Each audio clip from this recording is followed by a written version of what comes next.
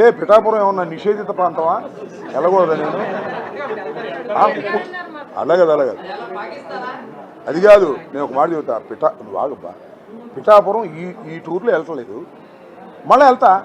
పిఠాపురం ఏమి నిషేధిత ప్రాంతం కాదు, అక్కడ ఎవరు వెళ్ళటానికి వీలేని కాదు. సోదరు ఉంది, ఆమెను కన్సల్ట్ చేసి గ్యారంటీగా మీరు అడిగారు కాబట్టి పిఠాపురం వెళ్తా. అవసరమైతే కుప్పం కూడా వెళ్తా.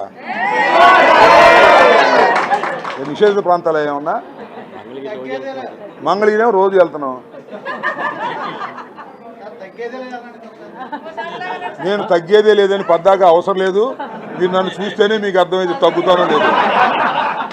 కాబట్టి కొంతమంది తగ్గామన్నారు. ఒళ్ళు తగ్గిద్ది తప్ప పవర్ కాదు, పట్టుదల, కసి. నేను ఒకటే మనవి చేస్తున్నా. ఎంత దుర్మార్గం అండి! ఒక బెయిల్ వస్తే ఇంకో కేసు వేస్తారా? ఇంకో దానిలో బెయిల్ వస్తే మళ్ళీ ఇంకో కేసు వేస్తారా? ఏ అన్నాలు పెట్టుకుంటారు నన్ను? 36 కేసులు పెట్టారు మొత్తం.